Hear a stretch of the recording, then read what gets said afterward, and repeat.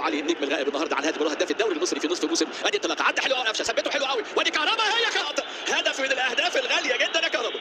اخر هدف ليه كان في مرمى سيمبا الموسم الماضي سنه في هذه اللقطه. بص يا جماعه كهربا امامنا يلعب مباراته الاولى كاساسي. محمد مجدي قفشه بص امامنا عنده الحقيقه شخصيه يغيب يجلس بديل حلو قوي. وكهربا على الطاير امامنا اذا الابا على الطاير كهربا امامنا واحده من اهم اللقطات لكهربا في مسيرته امامنا، لان كهربا كان في لحظات اخيره لكن دايما يجيد لانه دايما عايز يعطي دايما عايز يضيف. وبص الاضافه هنا الاضافه كان حامل كاس العالم مع طبعا اصول اطلس منتخب المغرب والرابع كان رابع وقفشه ال1 وال2 اداها له بالسنتي وهدف جميل امامنا قفشه الغمزه يا ولد قال له طاهر. بص يا جماعه وقفشه هو من سجل بعد تمرير. يا ولد يا طاهر ويركنها لقفشه الرائع في اللقطه دي. رائع يا قفشه. هدف في سان جورج كانه بيركن ركله جزاء. بص يا جماعه التمريره بتاع طاهر كمان لفيت في النسخه وجاب هدف كان في مرمى العين الاماراتي في هذا الموسم امامنا دائما. سرعه تصرف رائع قفشه هدف حلو قوي للنادي الاهلي امامنا النسر يحلق في بدايه رحله بطل نحو لقب وبطوله جديده هنا بدوافع جديده بهذه التشكيله النهارده. وجرأة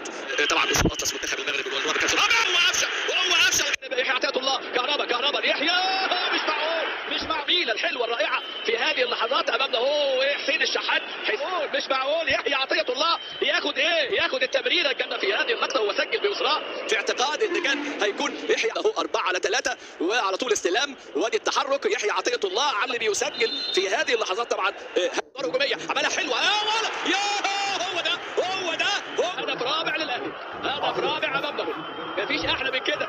يا عيني عليك يا كهربا امامنا على الطاير حلوه لكن خالد عبد الفتاح بادوار هجوميه. وهنا يعني تحيه مع امام عاشور. يا ولد خالد عبد الفتاح عاملها حلوه امامنا يعني تنافس الحقيقه ادوار مهمه جدا في الاجهزه الفنيه وبالتحديد مع مارسيل كولر. يا ولد يا خالد مفيش احلى من كده. هدف الرابع للاهلي عرضيه مثاليه خالد عبد الفتاح على الكره اللي على الطاير امامنا اللي بيعملها كهربا. هدف من الاهداف الحلو المجاهدين اللي بيسمع